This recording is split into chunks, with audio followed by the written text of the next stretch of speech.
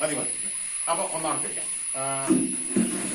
എന്റെ വചനത്തിന്റെ ഉദ്ദേശം എന്ന് പറയുന്നത് പണ്ട് കാലത്ത് വന്യമൃഗങ്ങളെ എങ്ങനെയാണ് പ്രതിരോധിച്ചുകൊണ്ടിരുന്നത്, ഇപ്പൊ എങ്ങനെ പ്രതിരോധിക്കുന്നു, വന്യമൃഗ ശല്യം ഉണ്ടോ കൂടിയിട്ടുണ്ടോ, അതുകൊണ്ട് തന്നെ നമുക്ക് ഇനി എന്ത് ചെയ്യാൻ പറ്റും എന്ന് കോടതി ചോദിച്ചതിന്റെ ഇതായിട്ടാണ് ഞാൻ വന്നിരിക്കുന്നത്.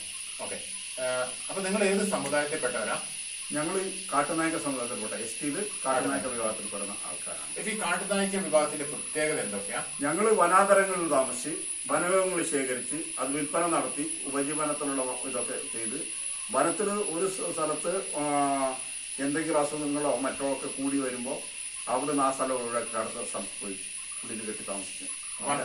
സ്ഥിരമായിട്ടില്ല, മാറി മാറി താമസിച്ചുകൊണ്ടിരുന്ന ആൾക്കാരാണ്. അങ്ങനെ വന നിയമമൊക്കെ നിലവിൽ വന്നു. പിന്നെ ഞങ്ങൾക്ക് എങ്ങും മാറാൻ പറ്റാണ്ടൊക്കെ ആയി. ഇപ്പോഴും നിങ്ങൾ വനവിഭവങ്ങൾ ശേഖരിക്കുന്നുണ്ട്. ഇപ്പൊ ഈ കോളനിയിലുള്ള ആളുകൾ ഇപ്പൊ സർവ്വന്ന് കണ്ടില്ലേ, എല്ലാരും തേനിന് പോയിരിക്കുകയാണ്. ചില സ്ത്രീകളും പുരുഷന്മാരും ഒക്കെ പോവുകയാണ്. 100-158 കുടുംബക്കാരുണ്ട് കാട്ടുനായക വിഭാഗത്തിൽപ്പെടുന്നത്. അവരെല്ലാരും സ്വന്തം ഈ സർക്കാർ തന്ന ഭൂമിയിൽ താമസിച്ചു. പിന്നെ കുറച്ച് സമയം കിട്ടുമ്പോൾ കാട്ടിൽ വനവിഭവങ്ങൾ ശേഖരിച്ചു. തേൻ മാത്രമല്ല, തേന്, പൂപ്പല്, പിന്നെ മഞ്ഞള്, അങ്ങനെ എല്ലാ സാധനം, നെല്ലിക്ക, പിന്നെ ചീരിക്ക എന്ന് പറഞ്ഞ അങ്ങനെ കുറെ സാധനങ്ങളുണ്ട്. മരുന്ന്, കുറുന്തോട്ടി, ചുണ്ടവേര്, അങ്ങനെയുള്ള എല്ലാ സാധനങ്ങളും വനത്തിൽ നിന്ന് ശേഖരിച്ച് ഞങ്ങളുടെ ഗിരിജന സൊസൈറ്റികളുണ്ട്. ഗിരിജന സൊസൈറ്റികളിലേക്ക് കൊടുക്കും. പിന്നെ കൂടാതെ ഇപ്പൊ മുത്തങ്ങയിലൊരു ഈരീസിന്റെ ഒരു തേൻ ശേഖരണ കേന്ദ്രമുണ്ട്. അവിടെ ഇവിടുന്ന് വണ്ടി വിളിച്ച് അവിടെ കൊണ്ടുപോകും. അങ്ങനെ കൊണ്ടു കൊടുത്തിട്ടാണ് ഉപജീവനം. തേൻ ഇപ്പൊ അവിടെ നിന്ന് 550 രൂപയാണ് തരുന്നത്. 550. പക്ഷെ നമ്മൾ പുറത്ത് കൊടുത്തു കഴിഞ്ഞാൽ 700-800 1000 ഒക്കെ കിട്ടും. ശുദ്ധമായ തേനാണ്. ഇപ്പൊ വരാറായിട്ടുണ്ടെങ്കിൽ വരുമ്പോ സാറിന് കാണാം കൊണ്ടുവരുന്നത്. അതിപ്പോ നമ്മള് വർത്താനം പറഞ്ഞു. മരത്തിൽ കയറുന്നവരുണ്ട്, അല്ലാത്തവരുണ്ട്. ഈ പ്രായമൊക്കെ ആയവർ അങ്ങനെ മരത്തിൽ കയറാറില്ല. വന്യമൃഗശല്യത്തിലേക്ക് വരാം. അപ്പൊ പണ്ട് കാലത്ത് പേരെന്തായിരുന്നു? കരിയൻ.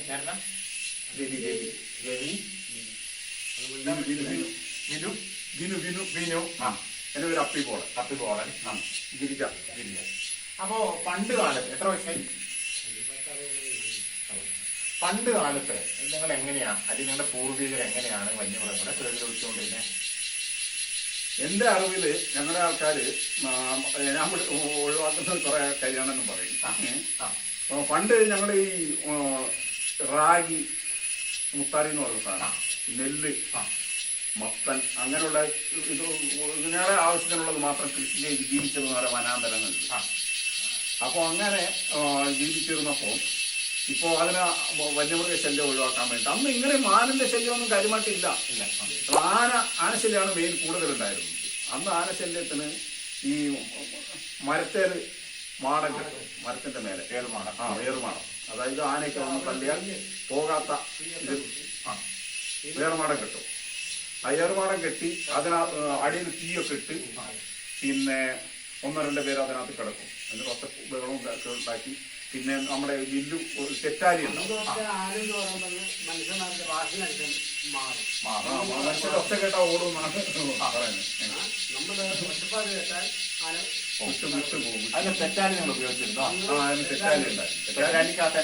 തെറ്റാരി ഞങ്ങൾ മണ്ണ്, പച്ച മണ്ണ്, കല്ലും പെറുക്കിയെടുത്തും മണ്ണ് ഉരുട്ടിയെടുത്തിട്ട് നമ്മളിരിക്കുന്ന മാടത്തുനിന്ന് ഇതിന് ഏത് കൊള്ളിക്കുമ്പോ പോവും. പക്ഷെ അന്ന് 2 പോവായിരുന്നു. പിന്നെ അത് കൂടാതെ പിന്നീട് അത് ഞങ്ങളുടെ ഏരിയയിലുള്ള ഈ ജനറൽ ഏരിയയിലൊക്കെ കണ്ടിട്ടുണ്ട്. പന്നിക്കുഴിയൊക്കെ കുത്തിയിട്ട് ജനവാസ കേന്ദ്രത്തിൽ വരുന്ന ചേനയും കപ്പയൊക്കെ കുത്താൻ വരുന്നതിന് പന്നി കുഴി കുത്തിയിട്ടൊക്കെ പിടിക്കുന്നത് ഞങ്ങളുടെ ചെറുപ്പകാലത്തൊക്കെ അങ്ങനെ പിടിക്കുന്ന കണ്ടിട്ടുണ്ട്. കുഴി കുത്തിയാലോ 5-6 കോളത്ത് കുഴി കുത്തിയിട്ട് മൂടിയിടും.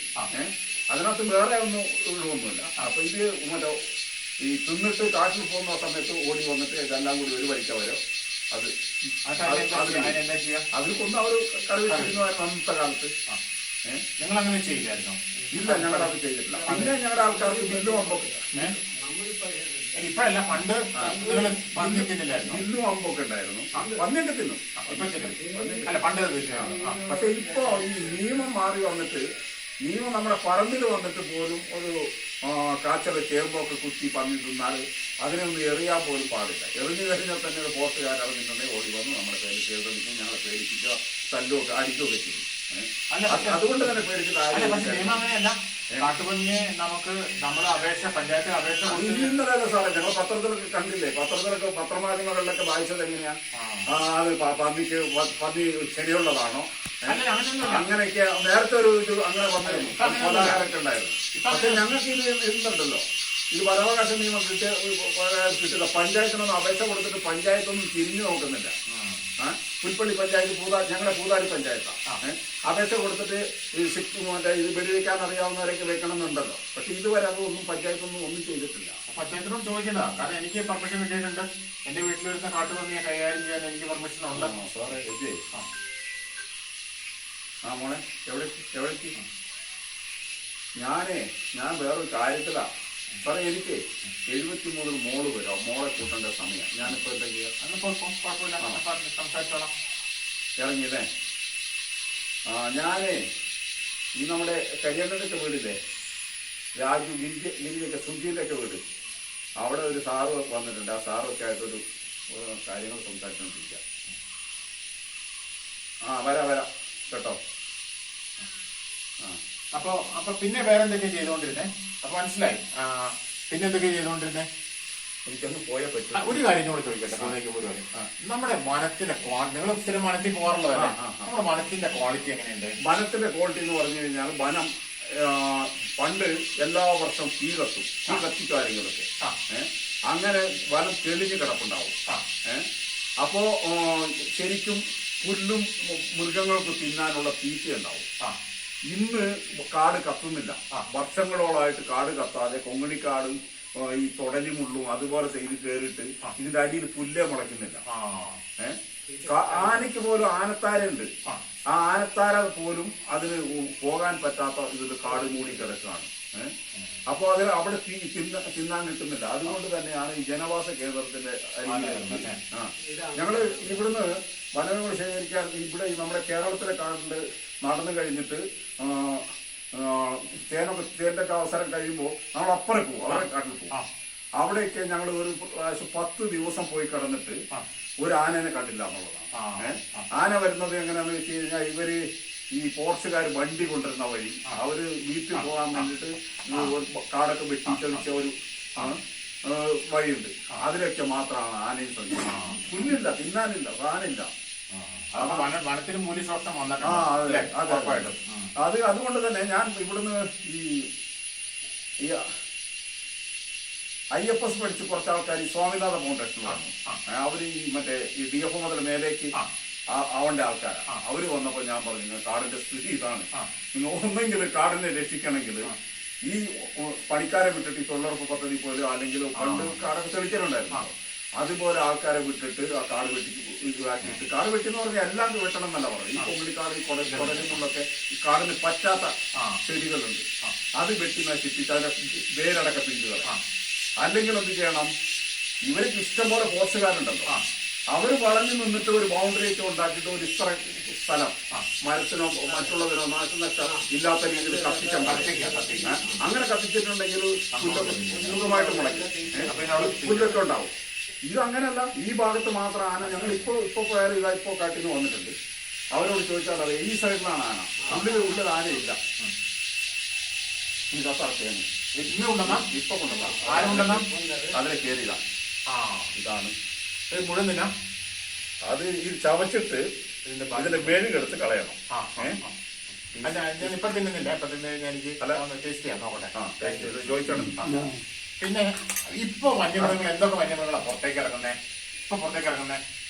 പുറത്തേക്ക് ഇതെല്ലാം ഇറങ്ങുന്നുണ്ട്. അല്ല, ഇപ്പൊ നിലവിലെ ആന, പന്നി, കടുവ, പുലി. ഞങ്ങൾക്കൊന്നും പട്ടി ഇവിടെ വളക്കാൻ പറ്റിയാണ്. പുലി വന്ന് പിടിച്ചോണ്ട് പോകും, കടുവ വന്ന് പിടിച്ചോണ്ട് പോകും. പിന്നെ പന്നി, പശുവിനെ ഒന്നും വളർത്താറില്ലേ? പശുവിനെ ഞങ്ങളൊക്കെ ഒഴിവാക്കുക ഇപ്പൊ ഇവിടെ. ആണോ? പശുവൊക്കെ വളരെ കുറവാ ആൾക്കാർക്കുള്ളൂ. ആള് ഉണ്ടെങ്കിൽ തന്നെ ഈ വീടിന്റെ സൈഡിൽ ഒരു ഇതാക്കിയിട്ട് അതിന്റെ ഒച്ചയ്ക്ക് കേൾക്കുമ്പോൾ മനസ്സിലാകാൻ വേണ്ടിയിട്ട് അങ്ങനെയൊക്കെ വളർത്തുന്നത് അത്രയും ഇതാണ്. ഇന്ന് ഞാൻ നോക്കട്ടെ, കുറെ സംസാരിക്കാനുണ്ടായിരുന്നു. വേറെ ഒരു മൃഗങ്ങൾ എന്തൊക്കെയാണെന്ന് ഒന്നുകൂടെ പറയാം. ആന, കാട്ടുപന്നി, പിന്നെ മാൻ, കടുവ, പുലി, പിന്നെ മലയണ്ണാൻ, കുരങ്ങ്, പിന്നെ മുച്ചൽ. മുഖം മാത്രം കറുത്തിട്ടുള്ള ഒരു സാധനമുണ്ട്, മുച്ചൽ എന്ന് പറഞ്ഞു. കുരങ്ങിന് എങ്ങനെ പ്രതികരിച്ചോണ്ടിരുന്നത്? പുള്ളിമാൻ ഇഷ്ടം പോലെയാണ്. കുരങ്ങിന് എങ്ങനെ പ്രതികരിച്ചോണ്ടിരുന്നത് പണ്ട്? കുരങ്ങൂന്നൊക്കെ ഓടിക്കും, തെറ്റാലിയൊക്കെ. പക്ഷെ ഇതൊക്കെ ഇരട്ടി കൂടുതലായി, എത്രയോ ഇരട്ടി കൂടുതലായി. അതുകൊണ്ട് എണ്ണം കൂടിയിട്ടുണ്ടോ? പിന്നെ ഇഷ്ടം പോലെ കൂടിയിട്ടുണ്ട്.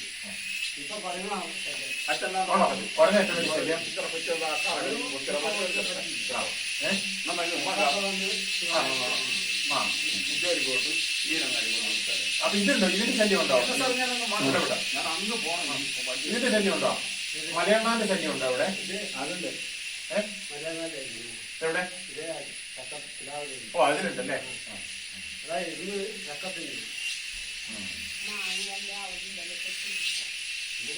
അപ്പൊ വാഴ ഒന്നും നടാൻ പറ്റില്ല, കിട്ടില്ല അല്ലേ? വാഴ ഒക്കെ പണ്ടിവിടെ വാഴ ഉണ്ടാവും. ഓക്കെ, അപ്പൊ അത്രയും മതി.